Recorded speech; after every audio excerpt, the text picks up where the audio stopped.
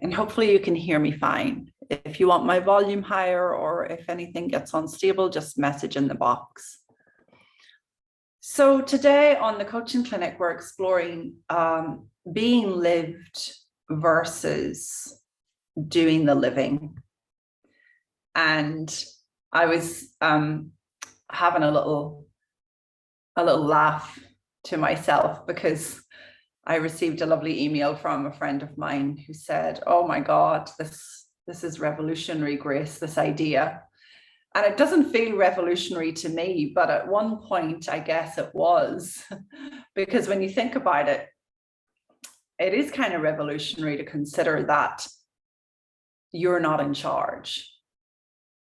And up until a certain point in my life, I was always spiritual and I always had a deep faith, but I also really thought that I was in charge when it came to business or money or relationships or whatever. There were certain areas where being lived just was the exception. You know, there were certain exceptions.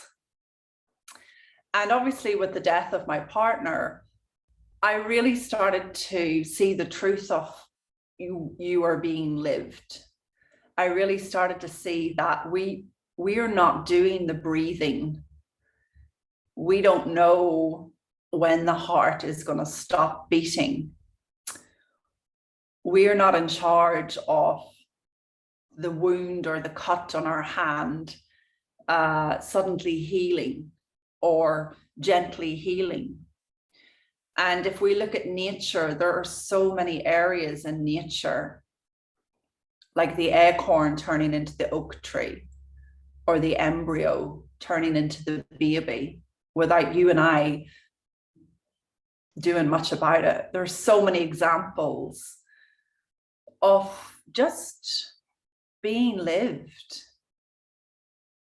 And what I mean by being lived is being so taken care of by our divine nature, our spiritual heritage, that we really don't have to worry.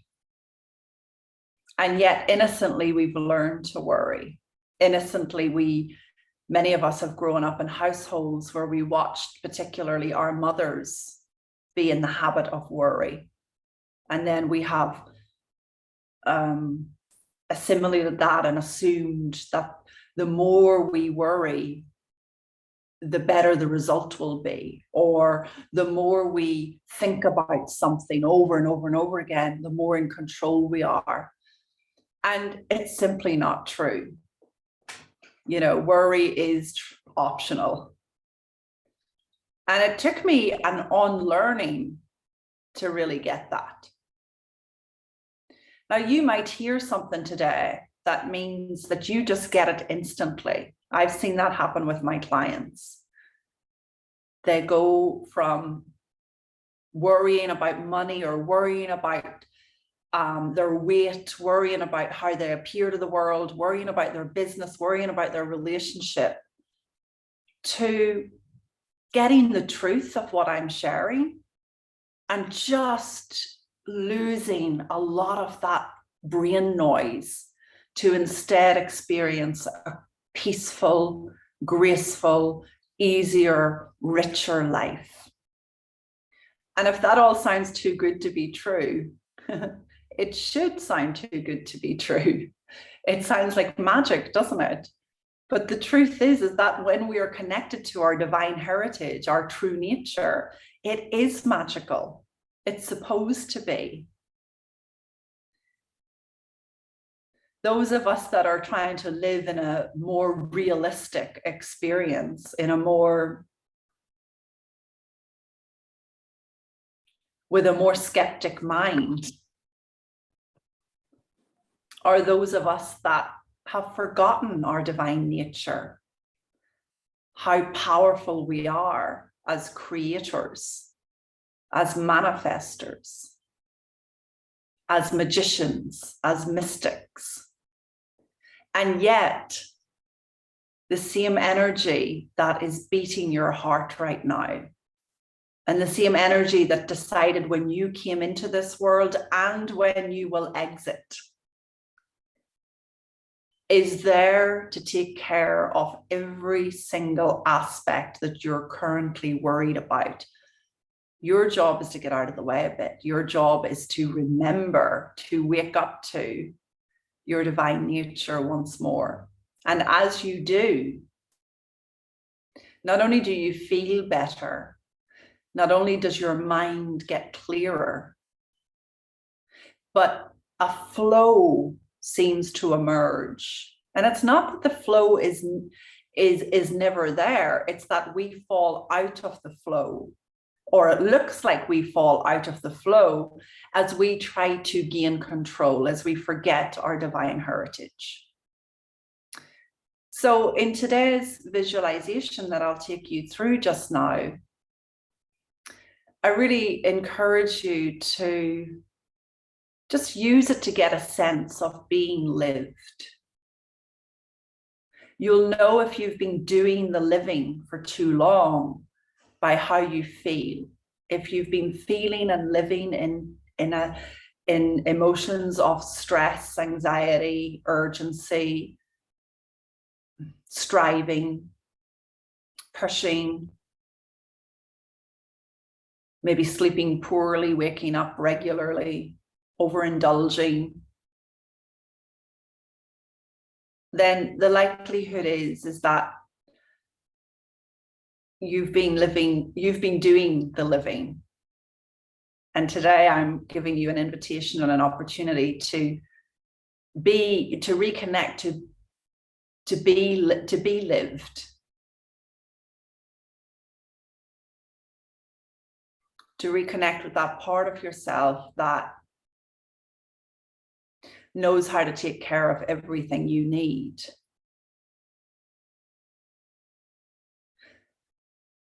And I'm thinking back to a conversation with a client last week who was so concerned, so concerned, so worried about her son, that he was pushing too hard and trying to achieve too much.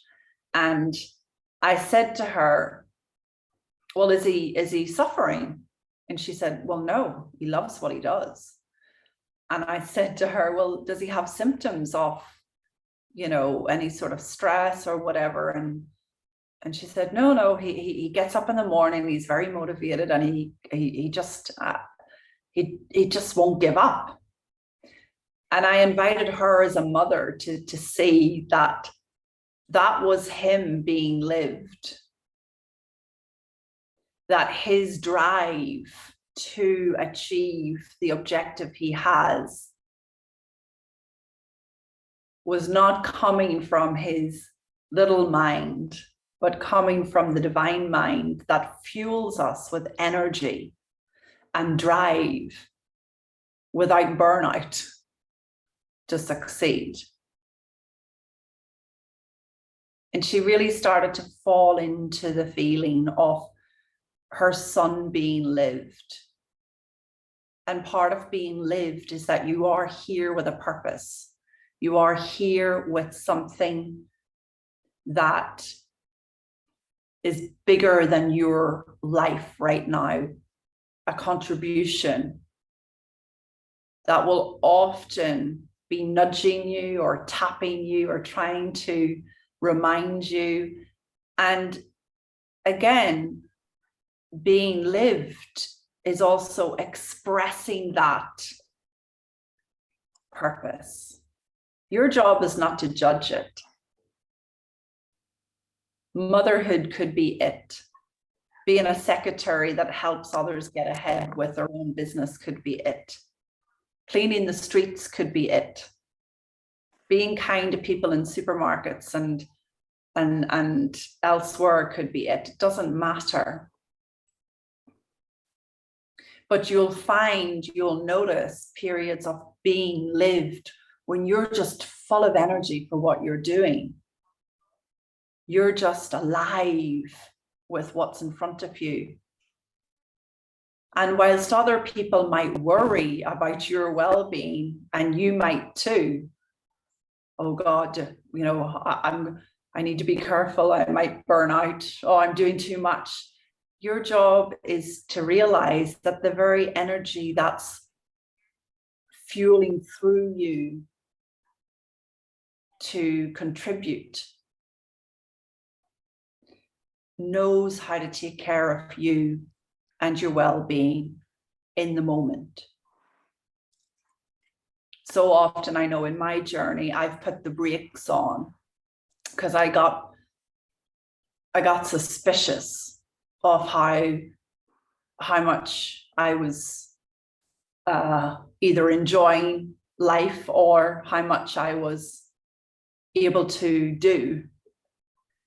And one of my habitual worries was I might get sick or I might not be able to keep up.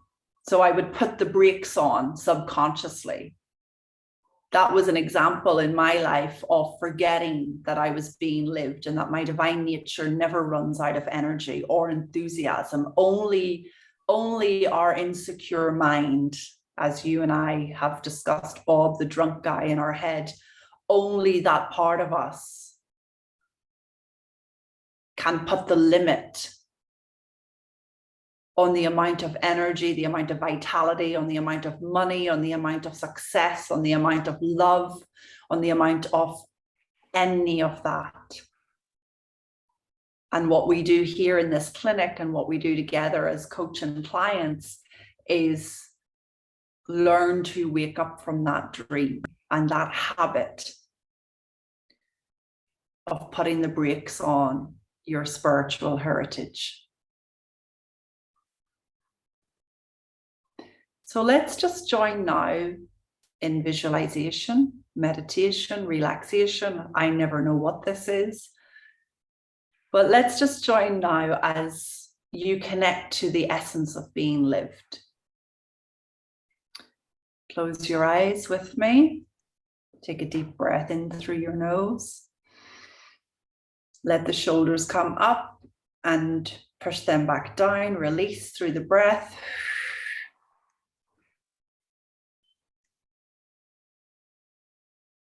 And just give yourself a break for a moment.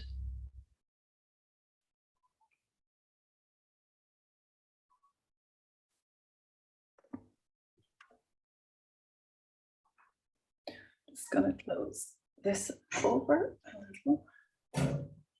Just breathe through the nose, in through the nose and out through the mouth.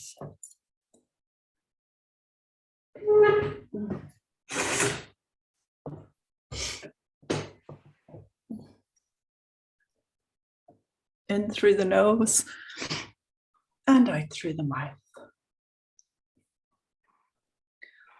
Giving yourself a chance to be here now.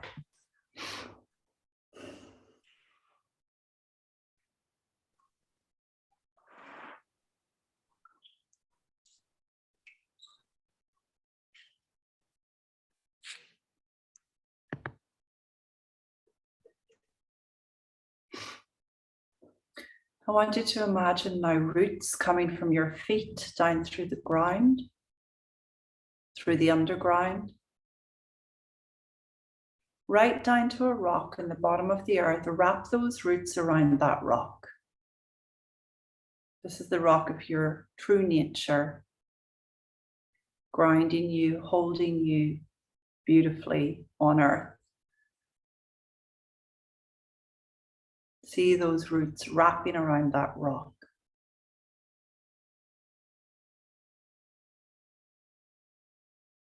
Imagine golden light emanating from the rock, up through the roots, through the underground, through the ground, through the floorboards, and into your feet.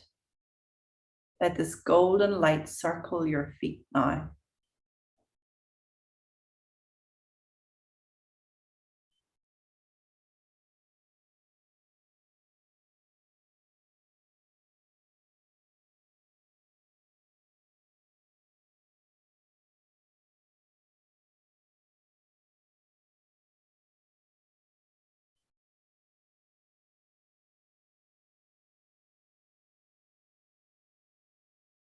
See the golden light moving up through your legs.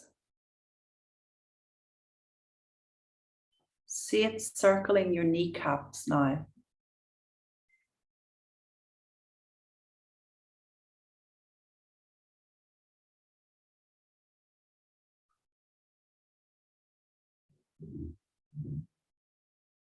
And now see the golden light moving up through your thighs, all the way up.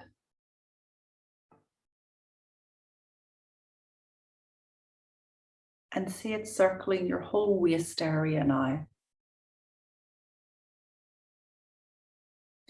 Don't worry if your tummy feels heavy. Try not to judge how your weight, what size your waist is, what you've eaten, what you haven't eaten, none of that.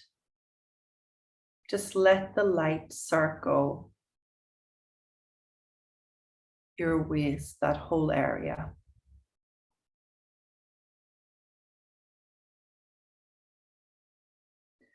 Move the light on up now, right up to the heart center. So right in the chest, and see the light circling the chest now. Soothing the heart.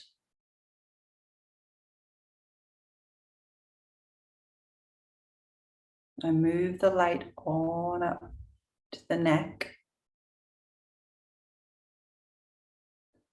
Let it circle the neck, releasing any tension or stress.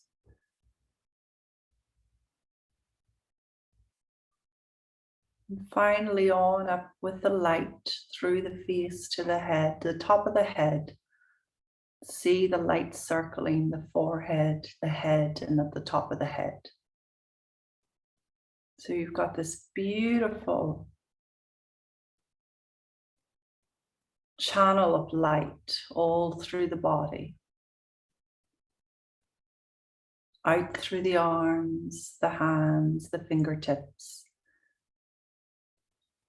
Down through the back of the hair, the spine. Right down to the bum, all the way down.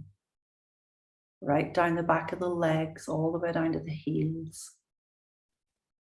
You're bathed in this beautiful, divine light.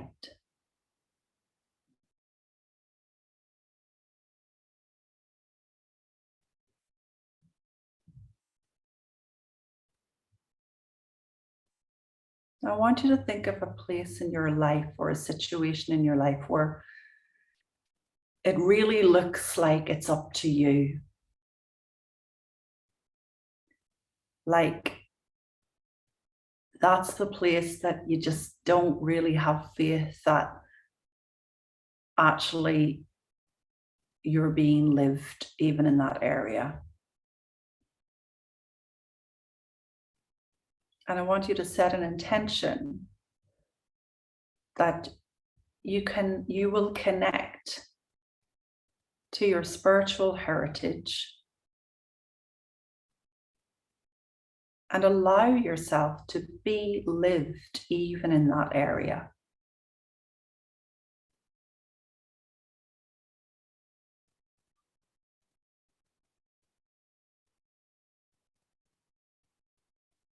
So let's just imagine now in front of us a spiral staircase. Let yourself go up the staircase, gently circling, spiraling up.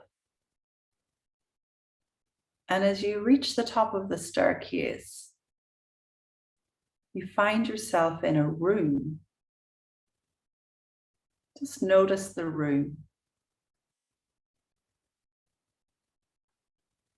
There are 3 doors in front of you, leading elsewhere. Just choose one of the 3 doors, the left, the middle, or the right.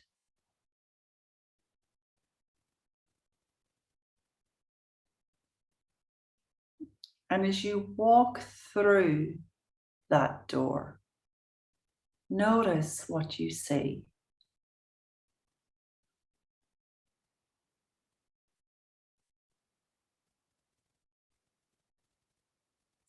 Consider what this means to you.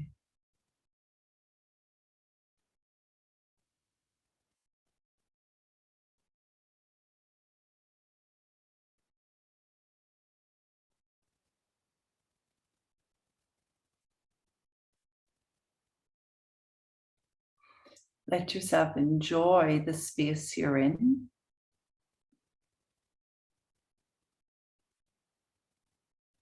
And go sit yourself now on a big cozy armchair.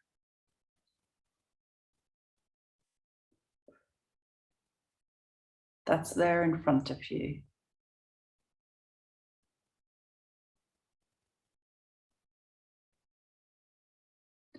Notice as you're sitting there just how protected you feel.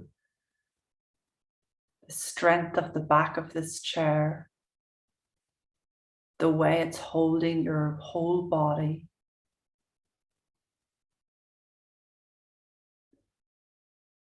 The way that you can just not think about whether or not you're going to fall off it, whether or not it's going to stay put, whether or not it's going to support you.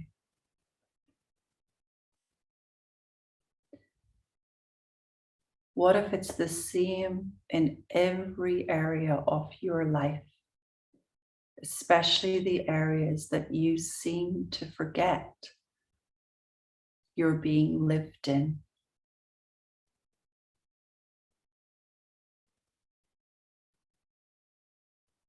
The same sensation of this armchair supporting you is the sensation of being lived. Get a feel for it. Get familiar with it. Notice how you don't have to worry about sitting there. You just sit and enjoy. You're supported. You're cozy. You can concentrate on other things.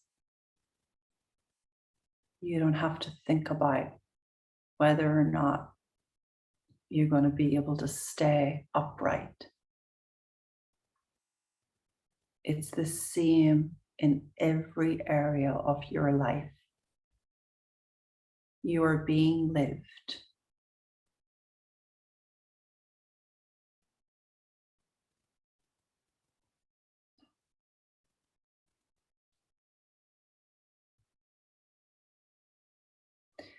You can afford to sit back and relax and enjoy support in every area without striving, without overthinking.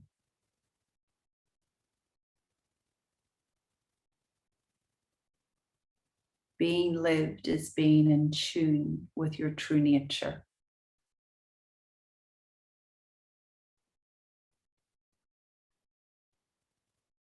It awakens flow.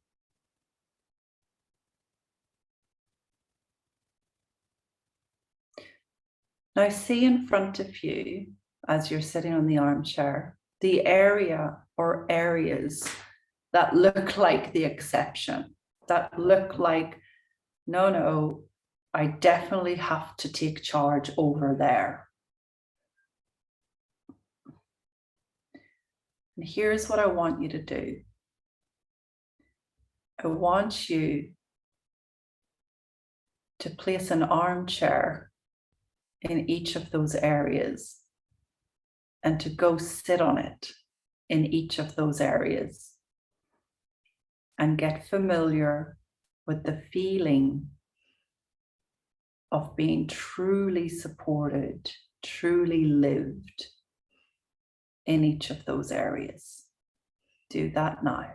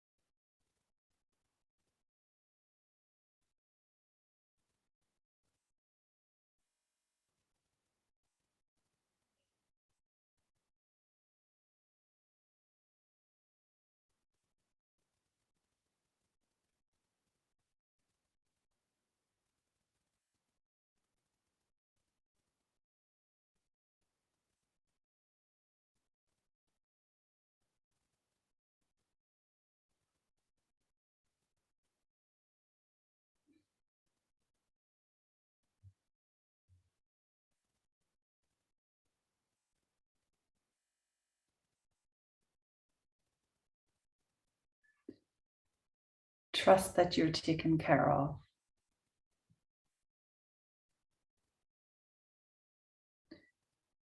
And now, just very gently, just send love ahead of you to those areas that you're worried about. Send love into the situation.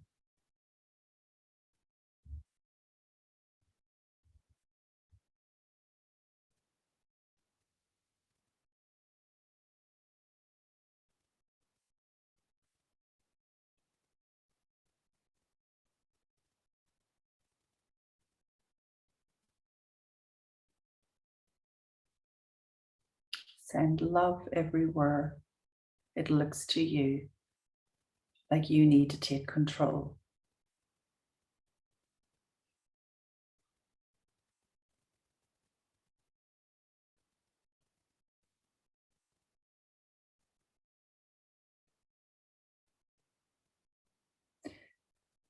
And just physically, just see yourself letting go the reins of each of these areas. Sometimes we're holding on to these imaginary reins so tightly that we have tension in our body, in our neck, in our shoulders, in our head. Just see yourself physically letting go the reins of control. Knowing that the same energy that's breathing you right now knows how to sort it out in that area too. Knows how to breathe new life into any area that's stale or lacking. Knows how to resurrect any area that looks dead or gone or hopeless. Let yourself be lived. Breathe in through the nose and out. See roots now coming from your feet, down through the ground, down through the underground, right down to a rock at the bottom of the earth. Wrap those roots around that rock. And just imagine yourself now, just very gently in your mind's eye, coming away from the scene you're in and walking down the spiral staircase once more. Down, down, down again. Come down those stairs, all the way down, and feel your feet firmly planted on the ground. You're still surrounded in golden, energetic light. This will continue to support you and heal you throughout the day. And when you're ready, open your eyes and be back here with us now. If there's anything you want to write down, do so now. Just take your time.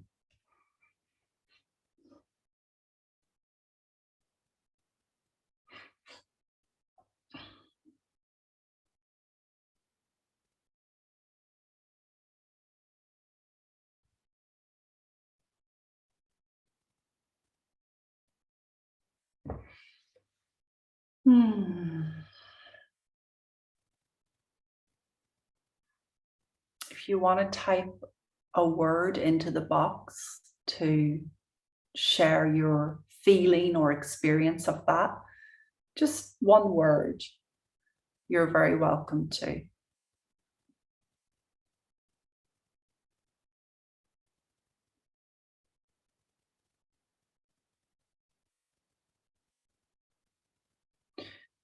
Being lived is revolutionary, but the most ordinary thing because it's happening every single day in your life. You just might get so busy that you don't notice. Lillian, it takes trust. Okay, nice. Off the hook. I love that, Angela. Great to see you here. Giovanna, protected and held. Yeah. Yeah. The feeling you have connected with, and that's why it's nice to put it into words if you can, is what you'll remember. The feeling is your divine heritage, your spiritual heritage, your true nature. The feeling is who you are at core. Anything other than what you felt in that meditation is the illusion that you live in every day. Me too. That's why it is so powerful to remember the feeling. Melanie says warm and safe and blanketed in softness. Yeah, wow. That's a beautiful description, Melanie, of being lived. Yeah. What can be very helpful to you, and I share this with clients too, is to have a little journal for even 7 days or 30 days where you're giving examples of noticing yourself being lived. You know, people are so good at counting calories and counting points and counting how much wine they've drunk and counting their money and counting what they've paid for and who's paid for what and counting who hasn't paid. All right? Let's get really good at counting where we're being lived. Examples of where the miracle is occurring.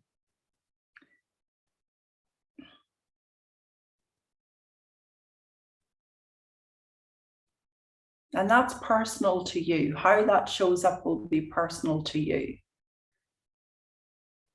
In my own life, I noticed that even though I was in a lot of resistance to taking the next step away from my partner's family to go and live on my own for the first time, I noticed I was being lived when 3 things happened. The first was my older dog got so terribly sick that we had to put him down. But interestingly, the day he decided he was ready to go was the same day that a friend of mine gave me a set of keys to go and live in his apartment for 3 weeks alone.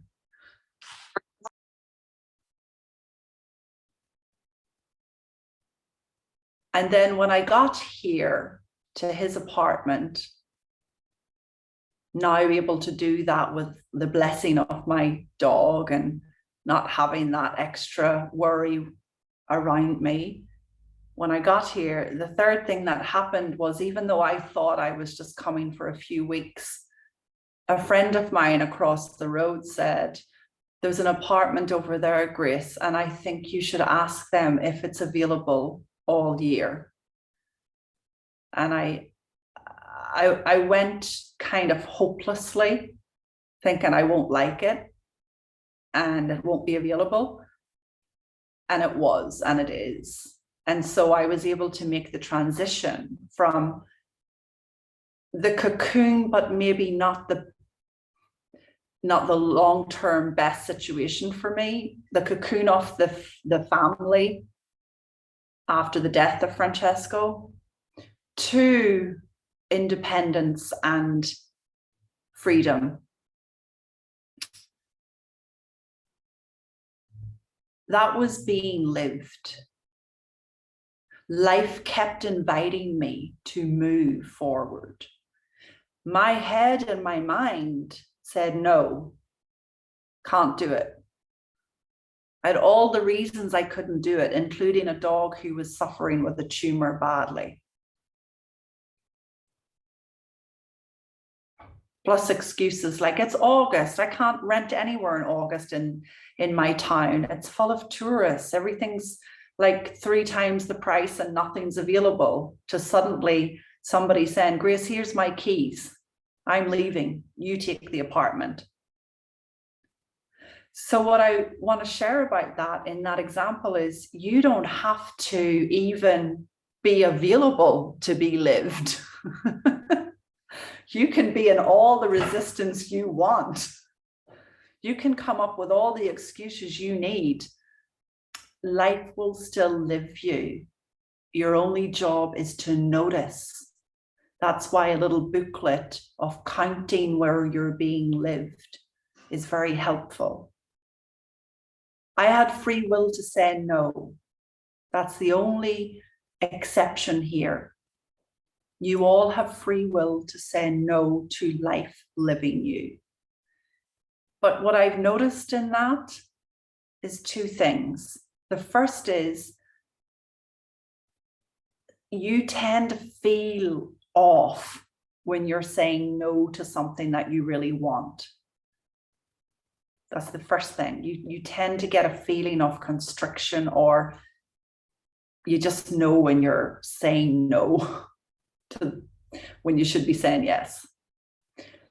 And the second thing is life continues to nudge and push and invite. Life doesn't give up. You need to be really unconscious not to notice that. And anybody who is here with me now and in general has been looking in the direction of their spiritual nature isn't really unconscious.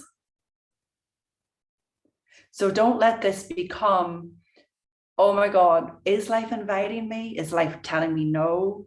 Is life trying to give me a message? Should I say, don't get into any of that. Just connect with what you've described here, the feeling of being lived. And let life live you by saying yes. Remember, you've got this incredible GPS system inside of you that will let you know when you're going off track into taking charge yourself. And part of those feelings of that include heaviness in the mind, resistance, striving, stress, anxiousness, the opposite of what you've described here.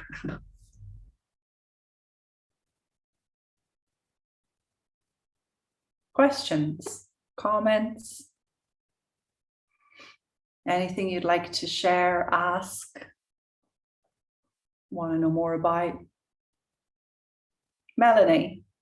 Hey, Grace. Thank you for this. This was really lovely. This is a topic I've been kind of exploring and curious about because I'm building a coaching practice and come from the corporate world where a lot of motivation and there was a lot of pushing and tension and stress to get things done and a lot of fear behind a lot of what I was doing, if that makes sense, and a lot of shoulds and obligations from that old career. And now moving into building a coaching practice and free from the corporate world, there's this question in my mind about, am I being too passive? Am I being proactive enough? Whereas I want to be in flow and to let things unfold organically, and they are. I'm seeing that they are. But there's still this little voice, this like nagging doubt that to create a practice to serve people, to help people, requires me to somehow be in a dance with being lived, if that makes sense. Like that I have action and things that I can do to complement the being lived, if that. So I'm sort of like questioning where and how and what that looks like, and am I being too passive or not proactive enough? Yeah, great question. Melanie, it's one of the biggest things that my corporate clients grapple with, because you've all been so conditioned to get it done, you know? So the first thing I want you to know is be patient with yourself and have compassion that there's a bit of unlearning to do. The second thing is being lived, and thank you for bringing that up, that word passive is rarely passive. What I've noticed is life moves you. Now, in the case of building a coaching practice, since many of us here have all done that or been doing that for some time, there are practical elements that you'll be moved to explore, to learn about, to take part in. On my own journey, you know, at one point, life moved me to attend a coaching academy where I learned a lot of the nuts and bolts. So it's not passive, but here's the difference, having been through both sides, the very intellectual, learn the marketing, learn how to sell, learn how to do it, blah, blah, blah, and the spiritual, let's attract what we desire. What I've seen is like one without the other is futile. You know, in the sense that it's this combination of action and relaxation, being lived. What comes to you when you're in a less busy mind about your coaching business is far more trustworthy than what will ever come to you from a book. And I might have just contradicted myself there, but it's true. But it's true. Like what comes to you is just so helpful, and it might come to you that you need to learn something fresh for your business. Yeah. Okay.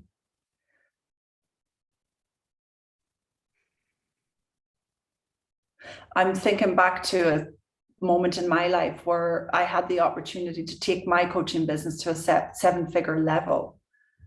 And it was all systems go. It was all ready to go there. And I was sort of swinging on the decision. It was going to include a lot more of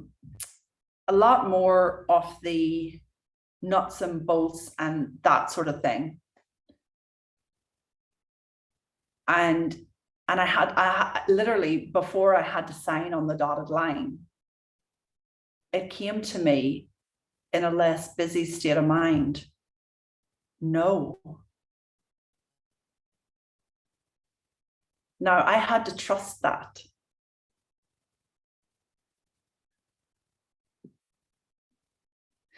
And I then discovered later that everybody who'd said yes to it didn't go to a seven-figure level at all. We can trust our inner GPS to guide us. Business and a coaching practice is not the exception, but there's a level of action combined with listening that will be fresh or new for you, Melanie, having come from the corporate world. Now, let me check in with you. Is this helpful at all? What is there more to answer? Tell me. No, I think it is helpful. And I think what I'm hearing is something that I think I already know deep down, which is that this is something that I am innately passionate about, and it feels right, and I'm on the right path. Yeah. And I'm trusting that path. And I have ideas and inspiration that is the guidance, right? And that's the things that excite me, that spur me to want to go and do them. Yeah. And it's just making sure that you're coming from a quiet, subtle mind, and you're inviting and opening up opportunities to hear that and to listen to that, rather than reacting to stress or worry or fear. So yeah, I do see that quite clearly right now. Excellent. And that's a really beautiful example of you being lived. Feelings of inspiration, feelings of aliveness, feelings of, oh, this is right. Even though it doesn't look like what I learned in the corporate world, this is right. A lot of the way I do business today, it looks nothing like what I learned in coaching academies and marketing academies and as a school teacher. But it's so trustworthy. And I know to some people, especially corporate people, they might say, my God, she just flies by the seat of her pants, if that's the expression. And yet it still works. What's the magic? What are you doing? Well, it's not magic. It's knowing when to, it's knowing to listen, and it's knowing when life is moving you in a direction versus you taking the reins and making something happen. Yeah. But trust me, life will move you. It's not passive. Yeah. Lovely question. Thanks so much. Thank you.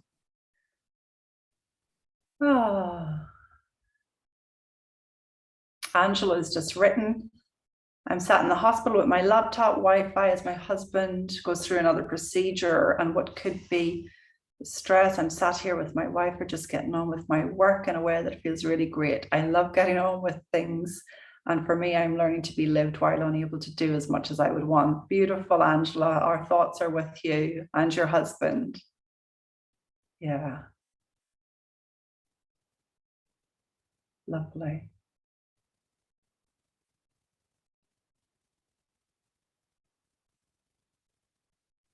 See, being lived, therefore, is less revolutionary and just more ordinary.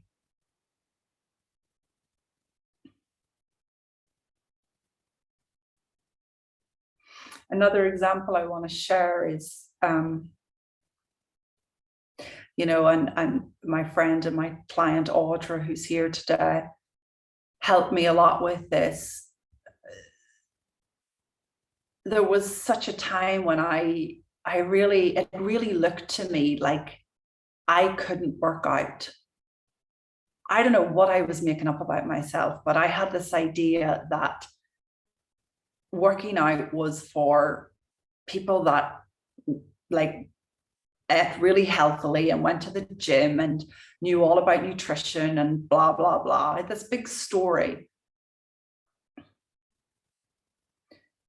And what I noticed was that there was this desire arising in me to want to move my body more.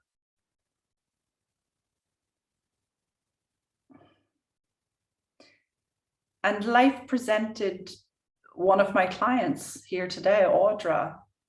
And Audra started to talk to me about working out and keeping fit with a personal trainer she had. And because I trusted life and Audra, I said, give me her number. I'm going to have a chat. And I did take her number, and lo and behold, lockdown came And it was perfect timing just to start to move my body in a different way. And as the weeks went on doing that, not only did my false belief about I can't work out start to drop, but I started to enjoy it. I couldn't believe it. Now I actually can go to the gym. And you might think, looking at me, well, why would she ever be worrying about that? But the truth was, it didn't matter that, you know, I could have gone to the gym 5 years ago. It was just that in my head, I'd made this big deal out of working out. Some people make a big deal out of making money. Some people make a big deal out of finding a man or getting married. I made a big deal out of the physical action of working out. Life moved me, literally moved me. First, I had this desire to do it. Then I had this easy route, as my client and friend said, oh, I've been working out, Grace, and I'm loving it, and I'm doing this, and I'm really enjoying it, and the personal trainer is so nice. And then thirdly, the trainer was available for me as well. And now fourthly, lo and behold, my God, I go to the gym too when I feel like it. And I use those strange machines that I never thought I could. So it's just another example of, I would write that down in my book. That's an example of being lived.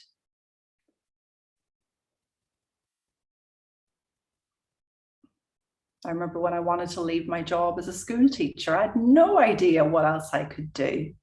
Not a clue. How the hell was I going to get out of this 9 to 5? But this desire just got stronger and stronger and stronger. And I was being lived when I came home, and my partner said to me, Grace, I want out of London and you want out of your day job. Let's pack in the rat race and see what happens. I had no idea that life would move me in that way, and then to Italy, and then to a coaching business, and then around the world.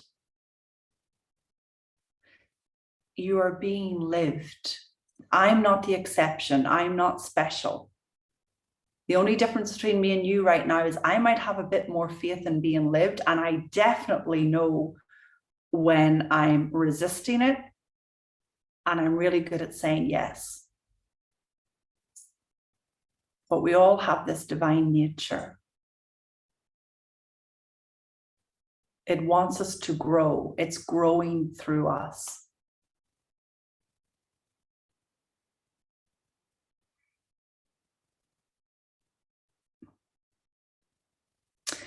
So I hope this has been really helpful today. I want to let you know that, it's always a pleasure to show up with you all here, and it is a journey. I know it sounds like a coaching clinic with different topics, but I feel that those of you that are just showing up regularly, I'm seeing a settling, and I'm seeing a change. I'm feeling your progress.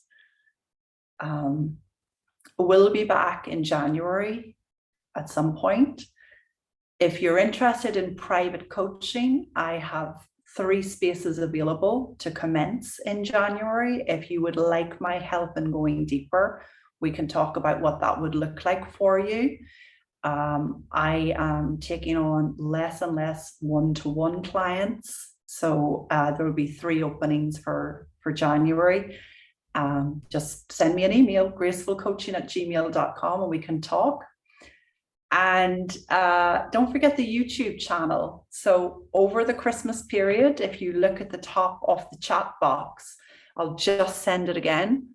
Over the Christmas period, if you need some extra help, you can watch other clinics, lots of meditations there. And there we go. I've just clicked it again. Just subscribe and you'll get all the videos. Alrighty, so Oh, lovely comments. Thank you. Yeah, same to all of you. You're all very welcome.